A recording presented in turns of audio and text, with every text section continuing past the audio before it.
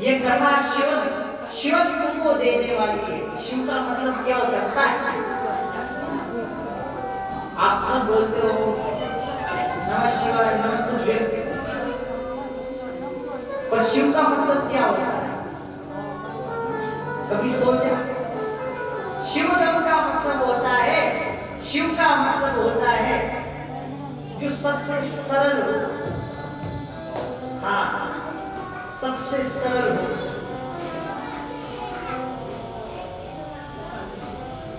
टमाटर चढ़ा दो, बैंगन चढ़ा दो, गाजर चढ़ा दो, बेलपत्र चढ़ा दो, सब ग्रहण कर लेते। भगवान शिव कहते हैं कि जो जो चीजें संसार के व्यक्ति छोड़ दे वो मेरे पास नहीं आओ। हाँ, जिसका त्याग संसार में किया है, उनका कहने का अर्थ ये है कि जिसका त्याग संसार में किया है उसे मेरे पास लाओ, मैं उसे शिवत्व दूंगा, मैं अपना कर लूंगा, मैं उसे भी शिव कर दूंगा। बोलिए बात के बिहारी का।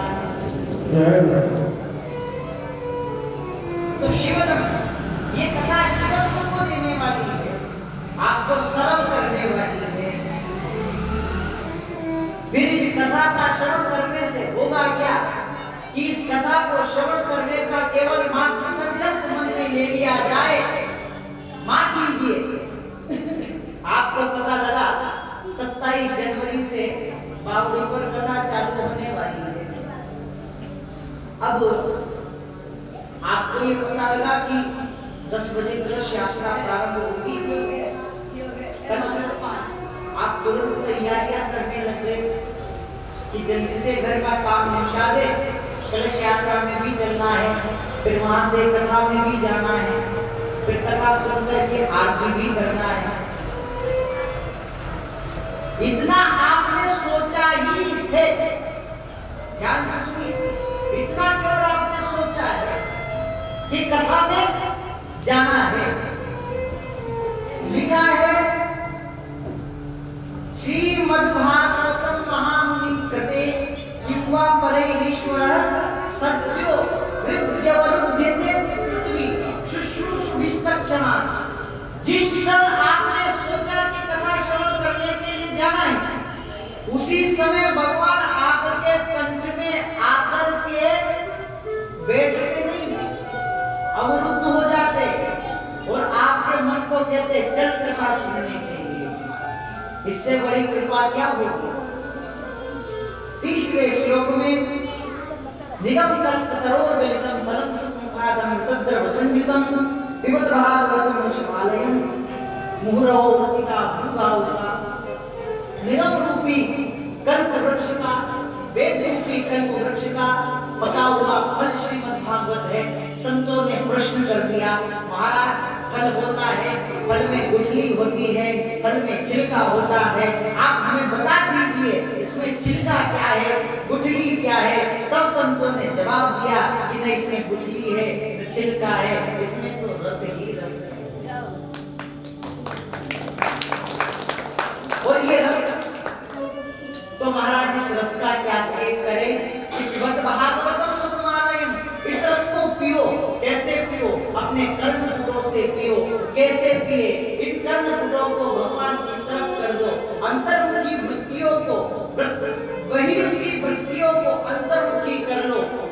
कान कहता है सुंदर संगीत सुनो, तो भगवान की कथा से सुंदर संगीत क्या होगा? मुख कहता है नए नए मिष्टान चखो। भगवान से भोग, भगवान के भोग से बढ़कर के मिष्टान क्या होंगे? आगे कहती है कि सुंदर देखो, भगवान से, भगवान के दर्शन से बड़ी सुंदरता क्या होगी? चरण कहते हैं कि चलो, भगवान के धाम पे जाने से बड़ी चीज क्या होगी? हाथ कहते हैं कि कार्य करो, भगवान के लिए भोजन बनाना, सेवा करना, इससे बड़ी चीज क्या होगी?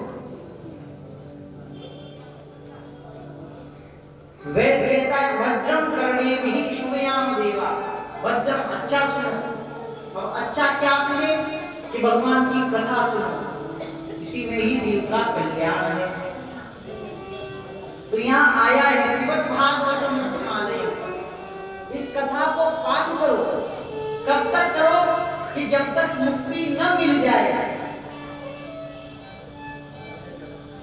कब तक करना है कि जब तक मुक्ति न मिल जाए, और अगर मुक्ति मिल जाए तो संत कहते हैं फिर भी करते रहो। इस जन्म में पूरी हो जाए, अगले जन्म में करते रहो, पर इस कथा का पान करते रहो।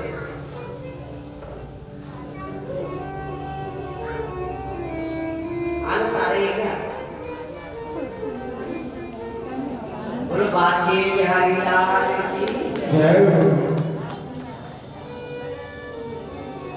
ओम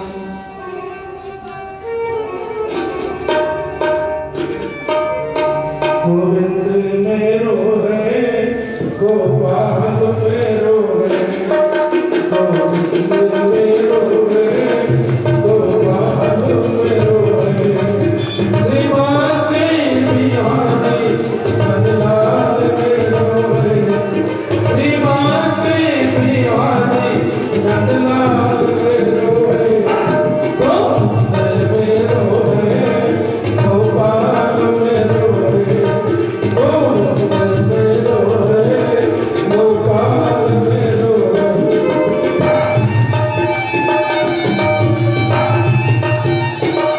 हरि बोल।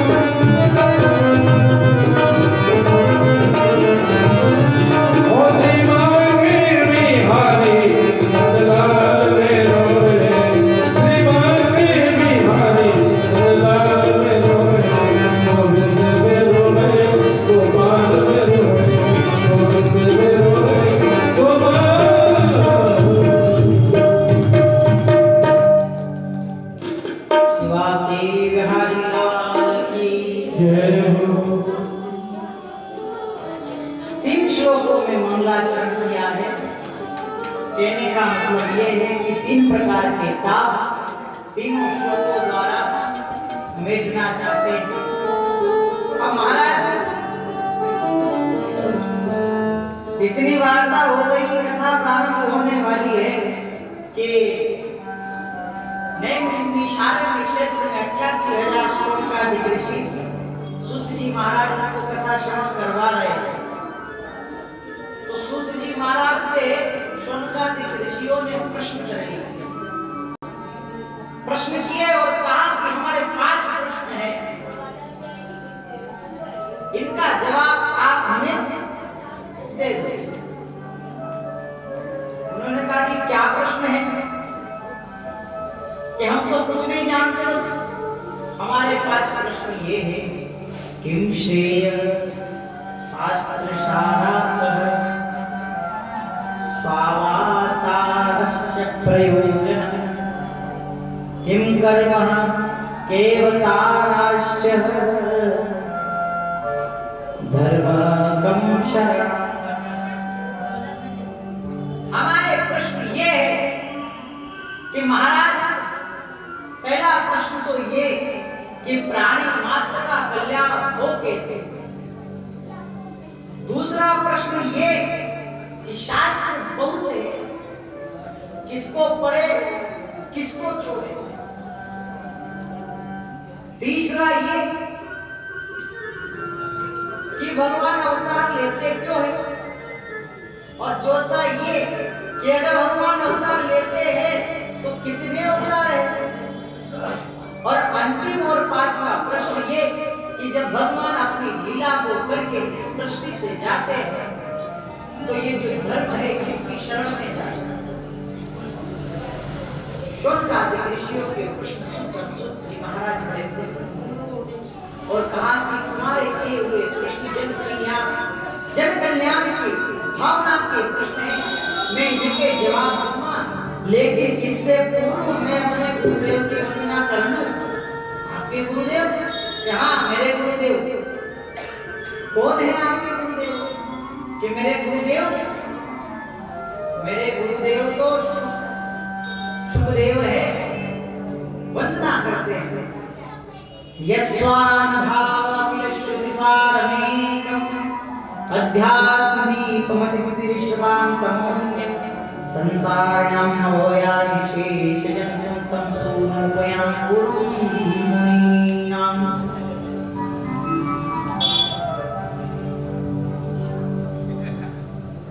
संसार के सारे दुखों को मिटाने के लिए,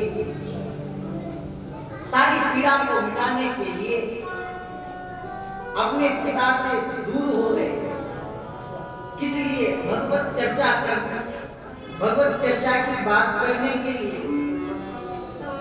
वेद व्यास जी महाराज पुत्र पुत्र कहकर के सुखदेव जी महाराज के पीछे जा रहे थे। सुखदेव जी महाराज एक जगह से निकल रहे थे कि 4 स्त्रियां वहां स्नान कर रही थी। दिगंबर वेश में सुखदेव वहां से निकले थे, लेकिन स्त्रियों को संकोच नहीं हुआ। जैसे ही वेद व्यास जी महाराज वहां से निकले,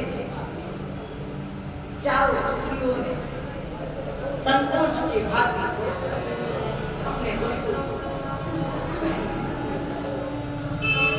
वेद व्यास जी महाराज ने उन स्त्रियों से प्रश्न किया कि मुझे एक बात बताओ कि जब मेरा 16 वर्षीय पुत्र युवावस्था का यहाँ से गुजरा तब तुम्हें लज्जा नहीं आई? जब मैं वृद्ध तुम्हारे पिता समान यहाँ से गुजरा तो तुम्हें लज्जा आ गई? इसका कारण क्या है? तब उन महिलाओं ने जवाब दिया कि बाबा, आपके भीतर तो फिर भी पुरुष और स्त्री का भेद है, लेकिन आपके पुत्र सुखदेव में तो पुरुष क्या होता है, स्त्री क्या होती है, इसका भेद ही नहीं। वे नहीं जानता कि पुरुष होता क्या है, स्त्री होती क्या है। उसको तो एक ही चीज का नाम है, एक ही चीज याद है कि भगवान की भक्ति, दूसरी चीज नहीं जानता। सुखदेव जी के बारे में वर्णन आता है, सुखदेव राधा जी के प्रिय सुख है। राधा रानी इन्हें अनार के दाने खिलाती और अनार के दाने खिलाते खिलाते राधा रानी जब इनसे कहती है कृष्ण कहते, कृष्ण कहते, सुखदेव कृष्ण कहते, राधा रानी विवल हो जाती, आंसुओं से नेत्रों की अश्रु धाराएं उत्पन्न हो जाती। जब अश्रु की धाराएं उत्पन्न हो जाती, अनार के दानों पर जा लगती, वही अनार के दाने सुखदेव के मुख में जाते तो भस्म हरा नहीं से भागवत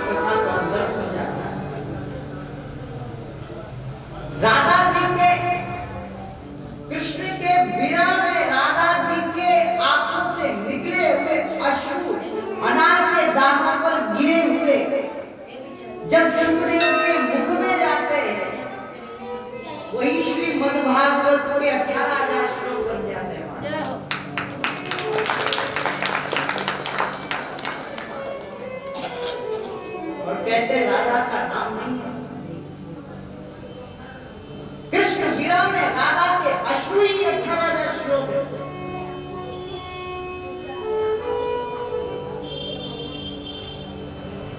भगवान कृष्ण ने एक दिन कहा कि हमारा ब्रज में जाने का मन कर रहा है। ये कथा श्रीमद् भागवत में नहीं है, लेकिन सुखदेव जी की जब बात आई है तो ये कथा आप सुनिए कि हमारा मन कर रहा है कि हम कोई अन्यत्र जगह पर जाकर के अपनी लीलाएं करें। तो भगवान ठीक है हम चलेंगे, लेकिन उससे पूर्व सूचना देने के लिए शुक को भेजना पड़ेगा। सुखदेव जी महाराज को आज्ञा दी कि तुम जाओ, जाकर के मेरी भक्ति का प्रचार प्रसार करना, और मैं जब कहूं जब तुम जन्म लेना, जन्म लेकर के मेरी कथा का प्रचार प्रसार करना। सुखदेव जी महाराज किसी सुख पक्षी के गर्भ में जाकर के अश्व रूप में जाकर के स्थापित हो गए। सुख पक्षी ने सुखदेव जी महाराज को अंडे के रूप में जन्म दिया। कहा दिया? कैलाश।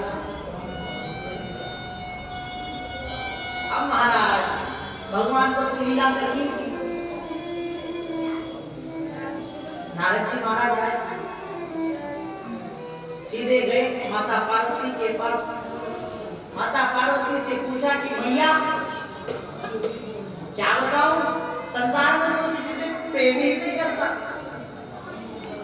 हाँ, तो मैया पार्वती ने कहा कि अरे तुम प्रेम की बात करते हो, आपके प्रभु तो मुझे इतना प्रेम करते हैं कि दबी से दबी बात भी बता देते हैं। कि नारद जी ने कहा था कि जो जिससे प्रेम करता है वो कभी भी उससे कोई बात छुपाता नहीं। तो मैया पार्वती ने कहा कि आपके प्रभु तो इतने सरल है कि मुझे हर एक बात बता देते हैं। और यहाँ तक कि झांकी में दर्शन होने वाले, जब भगवान ध्यान में बैठते थे शिव जी, तो उनको झांकी में दर्शन होते थे। आज राधा रमन जी का दर्शन हुआ, आज बिहारी जी का दर्शन हुआ, आज श्रीनाथ जी का दर्शन हुआ, तो ये दर्शन भी वही बता देते हैं। अच्छा, हाँ, तो फिर मैया एक बात और बताई होगी भगवान ने कि क्या, कि उनके गले में जो मुंडमाला है वो किसकी है। माता पार्वती सोच में पड़ गई कि ये बात तो भगवान ने बताई नहीं। नारद जी कहने लगे कि क्या खाक प्रेम करते हैं आपसे, जब इतनी बड़ी बात ही आपको नहीं बताई। शिव जी ने इतनी बड़ी बात ही आपको नहीं बताई तो क्या प्रेम करते? ठीक है मैया, मैं तो चलता हूँ, तुम प्रभु से मिल लेना। और नारद जी महाराज तो चले गए। देखो नारद जी भड़काते नहीं, नारद जी तो वो करते हैं प्रभु की आज्ञा होती है और जिसमें प्रभु का हित होता है। इस कार्य के पीछे भी बहुत बड़ा हित है धर्म का, क्योंकि सुखदेव को जन्म लेवाना है ना, कथा का विस्तार कैसे होगा। तो महाराज सुखदेव जी महाराज, नारद जी महाराज वहां से कैलाश से चले गए। बीच में रास्ते में भगवान शिव मिले। कहो नारद कहां से आ रहे? भगवान बस कैलाश से आ रहा हो, जाओ जल्दी, माता पार्वती याद कर रही है। माता पार्वती, भगवान शिव ने सोचा कि जरूर कोई ना कोई गड़बड़ नारद कर गया है आज, जल्दी से चलो। भगवान गए, महाराज भगवान गए तो माता पार्वती तो बड़ी नाराज कि क्या हुआ देवी बताओ तो। अरे कि महाराज कैसे बताओ, क्या बताऊं मैं आपको, आप मुझसे प्रेम करते ही नहीं। अरे देवी क्या बात करती हो कि हाँ, अगर आप मुझसे प्रेम करते तो प्रेम करने वाले से कभी कोई बात छुपाई नहीं जाती। आपने इतनी बड़ी बात मुझसे छुपाई, क्या बात छुपाई देवी? अरे कि आपके गले में जो मुंडों की माला है ये किसकी है? अरे देवी मैं आपसे प्रेम तो करता हूँ, लेकिन ये सारे के सारे आपके ही हैं, मेरे यहाँ आपके। जब एक कल्प पूरा होता है तब आप हर बार सती बनती है, सती बनकर के देह का त्याग करती है। जब जब आप देह का त्याग करती है तो वो जो मुंड रहता है उसे मैं अपनी माला में पिरो लेता हूँ। तो माता पार्वती जी आश्चर्य में पड़ गई। कहने का अर्थ 108 मुंडों की माला थी। भगवान शंकर अभी तक 108 कल्प देख चुके थे। 108 बार माता सती भगवान शंकर के सामने सती हो गई। वही दक्ष का यज्ञ आता है, वही सती होती है। ये जो चराचर चल रहा है ना, ये जो संसार का नियम चल रहा है चतुर्युगी का, आगे वर्णन आएगा, विस्तार से वर्णन बताएंगे। ये बार बार घटना करना होता है। हाँ, भगवान राम ने अनेकों बार जन्म ले लिया, भगवान कृष्ण ने अनेकों बार जन्म ले लिया, आप और हम अनेकों बार आ चुके हैं। जैसे वो रील चलती, पहले वो एक कैसेट चलती थी, तो उसमें वो जो जब कोई भी गाने बजते थे तो वो सारी की सारी चल चल करके इधर आकर के इकट्ठा हो जाते थे, फिर उसको बदल करके लगाया जाता था, फिर वो चल करके इधर आकर इकट्ठा हो जाता था। भगवान हमें रील की तरह चलाते हैं। एक बार जन्म दे दिया, हमारी रील पूरी हो गई, हम इधर आ गए, फिर दोबारा बदल करके जन्म देंगे। हाँ, इतना सा चेंज करते हैं कि कपड़े बदल देते, ये शरीर बदल देते, स्त्री को पुरुष बना देते, पुरुष को स्त्री बना देते, जानवर को इंसान बना देते, इंसान को जानवर बना देते, लेकिन जन्म जरूर देते। क्योंकि वहां स्वर्ग में भी इतनी जगह खाली नहीं कि हम आप चले गए, 2-5 दिन रखते वो तो वापस भेज देते कि वापस जाओ। अच्छे कर्म के अनुसार अच्छी योनि मिल जाती है, गलत कर्म के अनुसार गलत योनि में भगवान जन्म देते हैं। भगवान शंकर से माता पार्वती ने पूछा कि प्रभु ये किस चीज का प्रताप है? भगवान शंकर ने कहा कि देवी ये सब कुछ अमर कथा सुनने के कारण हुआ है। कि अमर कथा क्या है? कि देवी अमर कथा सुनने के भी नियम है। ये श्रीमद् भागवती अमर कथा है।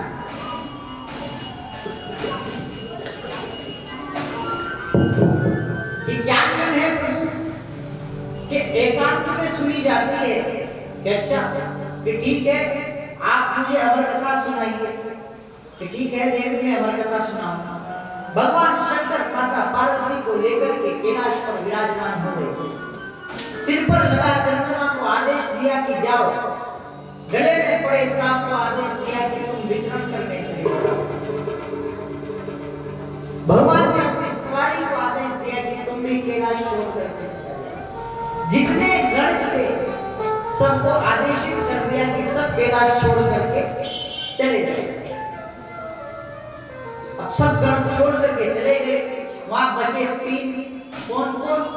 माता पार्वती, भगवान शंकर और वो अंडे के रूप में जो विगलित होने वाले हैं सुखदेव जी, वो।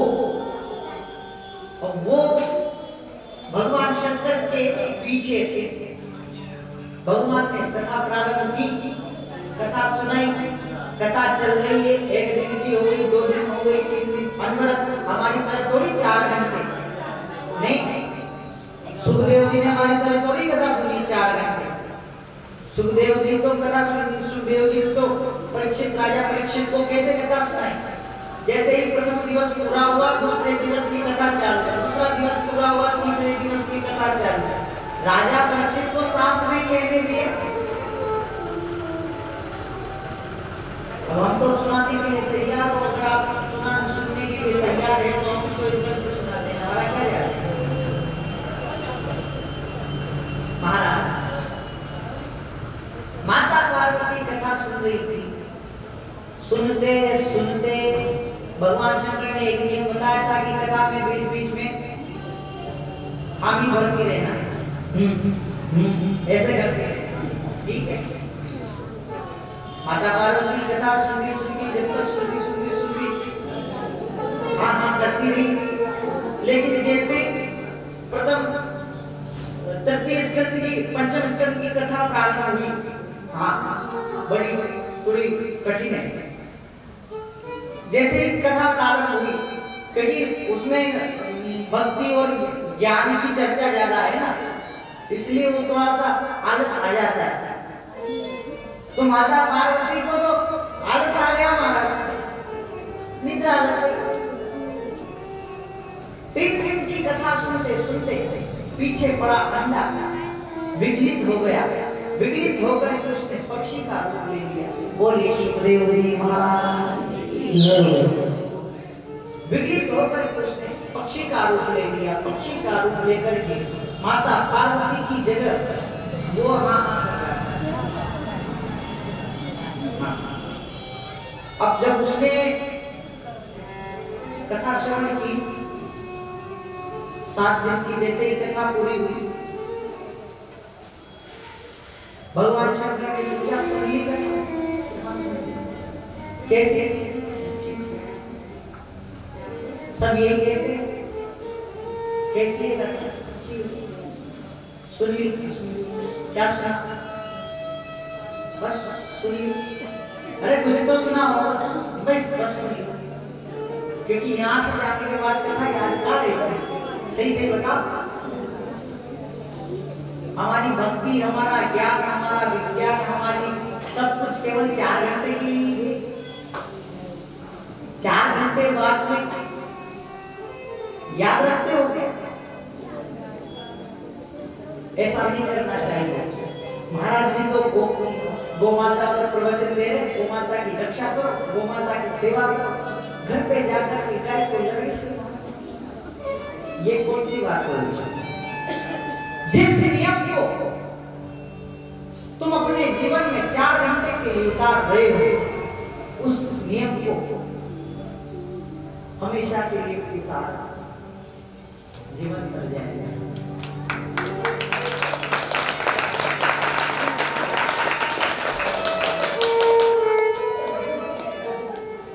महाराज विगलित हुआ अंडा पीछे पड़ा था। भगवान शंकर ने कहा कि जब तुम कथा नहीं सुन रही थी तो कथा सुन कौन रहा था? कि महाराज मैं तो 3 दिन की कथा में सो गई। हाँ, आप ज्ञान की चर्चा करने लगे, बस वही निद्रा लग गई। ठीक है, जब माता पार्वती की कथा में निद्रा लग सकती है, तो आप और हम किस खेत की मूली है? बता। और जितनी अच्छी नींद यहाँ आती है ना कथा में, मैंने भी अनुभव किया है सुनते सुनते। हाँ, मैं श्रोता अच्छा रहा हूँ, मैं कथा सुनता था, नींद अच्छी आती थी, ये बात। और कभी नींद नहीं, हाँ एक प्रयोग करना, ठीक है, एक प्रयोग करना, कभी मोबाइल में कथा चालू कर लेना, नींद नहीं आ रही हो, कभी मोबाइल में कथा चालू कर लेना, कथा कान के पास लगा करके सो जाना। अगर 5 मिनट में नींद नहीं आ जाए तो मेरा नाम पलट देना। अनुभव की बात है। तो भैया माता पार्वती ने कहा कि मैं तो 3 दिन की कथा सुनी, फिर मेरे को निद्रा आ गई। तो फिर कथा कौन सुन रहा था? भगवान शंकर ने ध्यान लगा करके देखा, ध्यान लगाते ही देखा कि पीछे कोई शुक पक्षिणी के गर्भ से उत्पन्न हुआ शुक कथा श्रवण कर रहा है।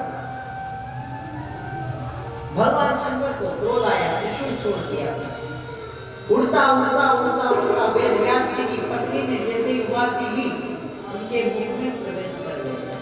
बोलिए सुखदेव जी प्रवेश कर गए, ठीक है, सब कुछ ठीक है। 12 वर्ष तक बाहर ही नहीं आए।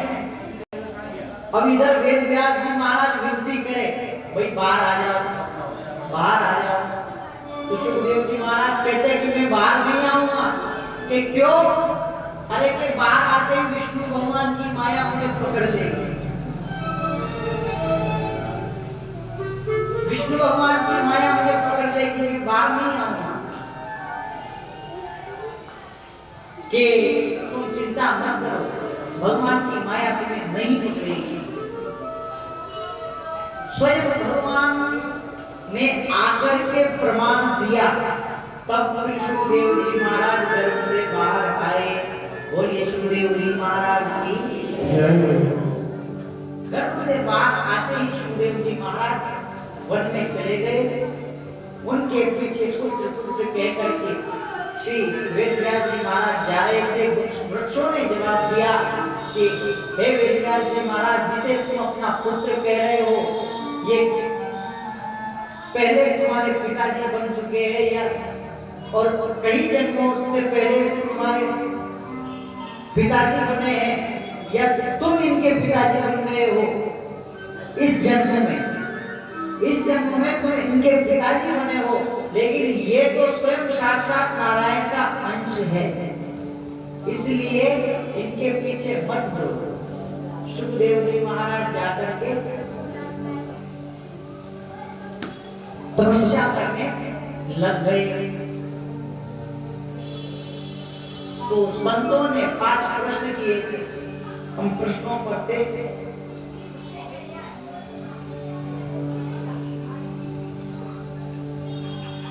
अभी मन है कथा सुनने का, 15-20 मिनट, 30 मिनट, 1 घंटा।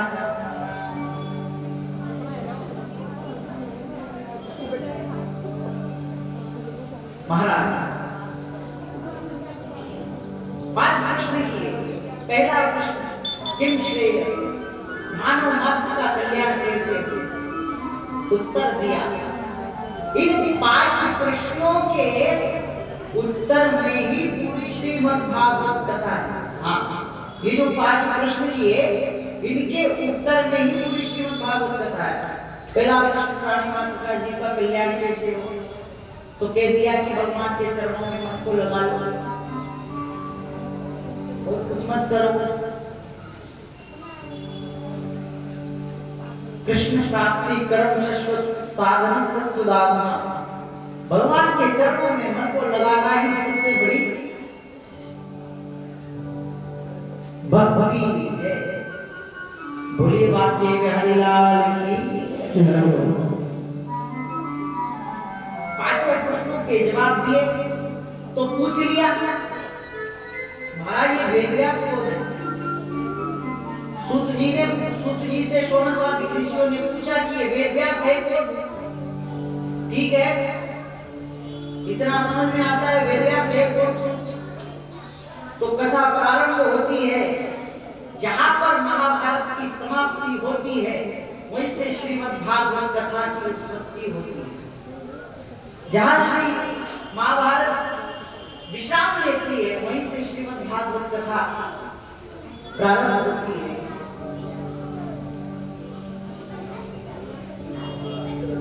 एक बार की बात है,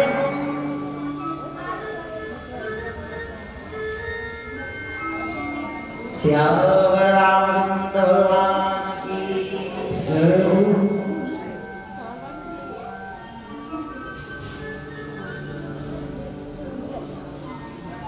महाभारत का युद्ध समाप्त हुआ। महाभारत का युद्ध समाप्त होते हुए पूरे कौरव मारे गए, पांडवों की विजय हुई। पांडवों की विजय होकर के पांडवों ने राज सिंहासन संभाला। इधर पुत्र दुर्योधन, कौरवों में से केवल दुर्योधन ही बचा था और उसके साथ भी चोट ये थी, यदा हृदय कौरव संजयानाम वीरेश्वरो वीरगतिं गतेषु भ्रगोदरो युद्ध गदा विमर्श भग्नोरुदंडे धृतराष्ट्र पुत्रे। महाराज उसके साथ सिचुएशन ऐसी थी कि महाभारत के युद्ध की समाप्ति हुई। भीम ने गदा के प्रहार करने से दुर्योधन की जंगा टूटी हुई है, तड़प रहा है, पड़ा है धरती पे। उसका मित्र मिलने के लिए आया। लेके लिया। मित्र आया, उसने कहा क्या चाहिए? तो तू मेरा मित्र है कि हाँ मैं मित्र हूँ। तो एक काम कर, जाकर के 5 पांडवों के सिर काट करके ले आ। ठीक है, अश्वत्थामा चला गया। मूर्ख ना समझ था। एक बात बताओ, लाक्षागृह से जिन पांडवों को भगवान बचा करके ले आए, बड़े बड़े घटनाक्रमों से 5 पांडवों को भगवान बचा करके ले आए। महाभारत जैसे युद्ध से भगवान पांडवों को बचा करके ले आए। अकेला अश्वत्थामा को मार देगा? भगवान भी चालाक थे। 5 पांडवों को उठाया, उठा करके ले गए कि चलो तुमको कुछ बात बतानी है। इधर अश्वत्थामा आया, 5 पांडव तो नहीं मिले, लेकिन 5 पांडवों के 5 पुत्र वहां लेटे हुए थे। अश्वत्थामा ने तलवार निकाली, तलवार निकाल करके 5 पांडवों के 5 पुत्रों का सिर काट करके दुर्योधन के सामने लेकर के गया। जब दुर्योधन के सामने लेकर के गया, तब दुर्योधन ने कहा कि ले आए? कि हाँ ले आया। तो मैं चलो भीम का सिर बताओ। जैसे ही भीम का सिर तो था नहीं, भीम के पुत्र का सिर था। जैसे ही भीम के पुत्र का सिर दुर्योधन के हाथ में दिया, दुर्योधन तो वहीं तड़प तड़प करके मर गया। दुर्योधन कहने लगा कि तू कैसा मित्र है, तूने मेरे पूरे कुल का विनाश कर दिया। तब महाराज दुर्योधन की गति हुई, लेकिन अश्वत्थामा का पता चला कि पुत्रों को मारने वाला कोई और नहीं, अश्वत्थामा है। अश्वत्थामा के पीछे अर्जुन दौड़ गया। जैसे ही अर्जुन दौड़ा, अर्जुन के ऊपर अश्वत्थामा ने ब्रह्मास्त्र चला दिया। अब ब्रह्मास्त्र चला दिया तो ब्रह्मास्त्र का काट ब्रह्मास्त्र होता है। भगवान ने कहा कि जिस प्रकार विष की औषधि विष है, उसी प्रकार ब्रह्मास्त्र की औषधि ब्रह्मास्त्र है। तुम ब्रह्मास्त्र चला दो, चिंता मत करो। अर्जुन ने ब्रह्मास्त्र चलाया, ब्रह्मास्त्र से ब्रह्मास्त्र टकरा करके फूट गया। अश्वत्थामा यहाँ तक भी नहीं माना, अश्वत्थामा को लाया गया। द्रौपदी से पूछा कि द्रौपदी तुम बताओ इसके साथ क्या किया जाए? द्रौपदी ने कहा मुच्यताम मुच्यताम केशः, इसे छोड़ दो, इसे छोड़ दो, इसे मत मारो। क्यों मत मारो? क्योंकि ये आपके गुरु का पुत्र है, ब्राह्मण बालक है। तो कि ऐसे तो काम नहीं चलेगा, तो क्या किया जाए? कि अर्जुन तुम बताओ कि भगवान अगर तुम छोड़ दोगे तो मैं मार दूंगा। भीम से पूछा, भीम तुम बताओ कि अर्जुन भैया छोड़ेंगे तो मैं मार दूंगा। भगवान ने अर्जुन से कहा, अर्जुन एक काम करो, ब्रह्मबंधन न हंतव्यम आततायी बलार्हणम्। जो ब्राह्मण है कैसा भी हो उसकी हत्या नहीं करनी चाहिए, लेकिन आततायी कैसा भी हो उसे छोड़ना नहीं चाहिए। अब ये ब्राह्मण भी है और हत्यारा भी है, करे क्या? दोनों सिचुएशन आ गए। भगवान से अर्जुन ने कहा कि भगवान मैंने तो तुम्हें कहा था सॉल्यूशन देने को, तुमने तो मुझे इसमें डाल दिया भ्रम में, अब मैं क्या करूं? भगवान ने कहा अर्जुन जिसमें लोकहित हो वह कार्य करो। किसी प्रतिष्ठित व्यक्ति का भरे दरबार में अपमान करना ही उसके लिए मौत के समान होता है। कोई गांव का प्रतिष्ठित व्यक्ति हो, उसके 10 लोगों के सामने चाटा जड़ दिया जाए तो वो उसके लिए हत्या से कम नहीं है, वो तड़प तड़प के मरेगा। ऐसे तो एक साथ मर जाएगा और ऐसे तड़प तड़प के मरेगा। भगवान ने कहा किसी प्रतिष्ठित व्यक्ति के लिए उसका भरे दरबार में अपमान करना ही उसके लिए हत्या के बराबर है। महाराज द्रोणाचार्य पुत्र अश्वत्थामा की मणि अर्जुन ने निकाल ली, उसे छोड़ दिया और उसे छोड़ करके छोड़ दिया, लेकिन उसके मन में आया कि अभी तो एक और पुत्र है। किसका? कि पुत्रा के गर्भ में पुत्र पल रहा है, मुझे पता है।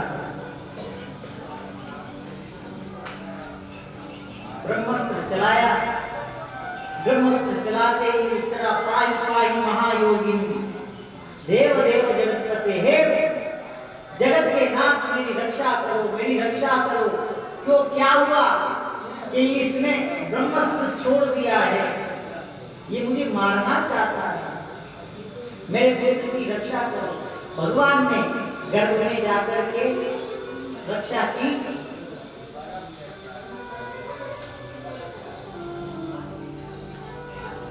भगवान ने उत्तरा के गर्भ में जाकर के रक्षा की, इसलिए भगवान का एक नाम उत्तरायण भी हो गया। बोलिए उत्तरायण नारायण भगवान की जय। गर्भ में जाकर के उत्तरा के गर्भ की रक्षा की। भगवान जाने लगे, सबको कुछ न कुछ वरदान देने लगे। मैया द्रौपदी से कहा कि मैया तुम कुंती मैया से कहा कि तुम कुछ मांग लो। बुआ तुम कुछ मांग लो, तुम कहती हो मैं भगवान हूं तो आज मांग लो। कुंती ने कहा देना ही है तो एक चीज दे दो। विपदा संतु न शश्वत तत्र तत्र जगत गुरु। भगवान देना ही है तो एक चीज दे दो। मेरे ऊपर विपदाओं के बड़े से बड़े पहाड़ आते रहे, आते रहे, आते रहे, ताकि मैं तुम्हारा नाम न भूलूं। देना ही चाहते हो तो विपदा दे दो। जब तक मेरे पास विपदा थी तब तक तुम हमारे पास थे। आज जब विपदा हमारे ऊपर से चली गई, आज तुम स्वयं छोड़ करके द्वारिका जा रहे हो। महाराज द्रौपदी कुंती मैया ने भगवान से विपदा मांगी। कुंती मैया कहती है कि संपत्ति वे नहीं है, संपत्ति संपत्ति नहीं है, विपत्ति विपत्ति नहीं है। असली संपत्ति तो वह है, असली विपत्ति तो वह है जब जीव भगवान का नाम भूल जाए। और असली संपत्ति वो है कि भगवान का नाम हमें स्मरण होता है। इससे बड़ी संपत्ति क्या होगी? भगवान विभीषण से बालाजी महाराज सुंदरकांड में कहते हैं, विभीषण जी कहते हैं, कहे हनुमंत विपत्ति परम सोई, जब तक सुमिरन भजन न होई। हनुमान जी से कहते हैं कि सबसे बड़ी विपत्ति तो ये है कि मनुष्य के मुख से भगवान का नाम न निकले, भगवान का भजन न हो। संपत्ति कमाना संपत्ति नहीं है। यदि आपके पास करोड़ों रुपए है और आप भगवान का नाम स्मरण नहीं करते हैं तो वे संपत्ति विपत्ति के समान है। और यदि आपके पास थोड़ी है लेकिन भगवान की कृपा अच्छी है तो वे भी करोड़ों की संपत्ति से कम नहीं। कुंती मैया ने भगवान से दुख मांगा। अर्जुन से कहा कि तुम कुछ मांगो। अर्जुन ने भगवान से कहा कि आपके जैसा मित्र, मुझे तो आपकी मित्रता ही चाहिए। दुर्योधन से युधिष्ठिर से कहा कि तुम कुछ मांगो। युधिष्ठिर ने भगवान से केवल एक ही बात कही कि मुझे एक ही वरदान दे दो, मैं हमेशा सत्य के मार्ग पे चलूं। नकुल सदेव से पूछा कि तुम कुछ मांगो। नकुल सदेव ने भगवान से एक ही वरदान मांगा कि इन बड़े भाइयों की सेवा करते रहे। भीम से पूछा कि तुम मांगो। भीम ने कहा कि भगवान मुझे तो लोग ऐसे ही बदनाम करते हैं, क्या बताऊं? तो एक ही वरदान दे तो खाते पीते समय बस तुम्हारा नाम जुआ से निकलता रहे। पास में खड़ी थी सुभद्रा। सुभद्रा पास में खड़ी थी। सुभद्रा से भगवान ने कहा कि बताओ तुम कुछ मांगो। कितना शानदार वरदान मांगा है सुभद्रा ने। कृष्ण त्वदीय पद पंकज पंजरान्ते अध्यैव मे विशतु मानस राजहंसे प्राण प्रयाण समये कफवात पित्तैः कंठावरोदन विधो स्मरणं कुतश्चित्।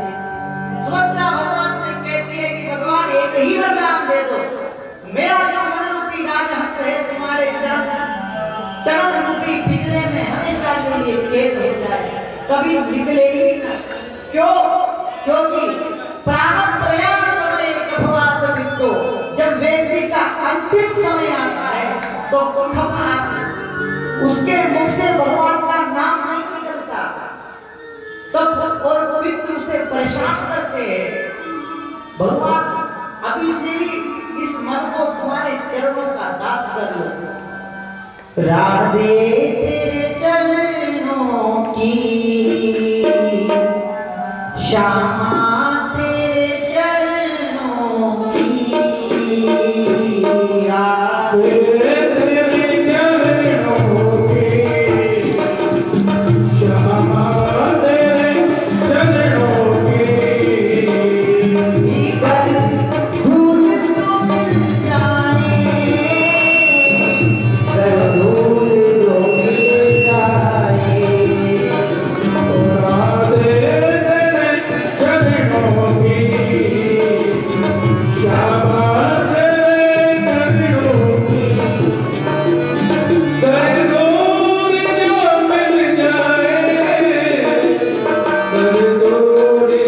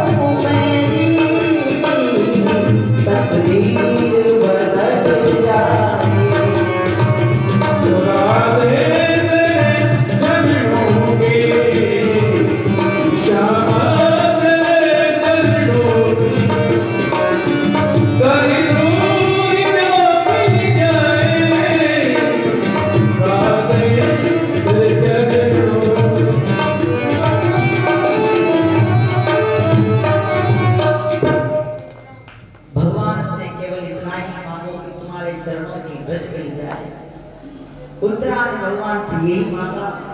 भगवान द्वारिका जाने लगे। अब भगवान को द्वारिका कल पे जाना, ठीक है। अभी हम विष्णु चरित्र की कथा कल श्रवण करेंगे। उसके बाद में सुंदर सुंदर कथाएं कल शिव पार्वती विवाह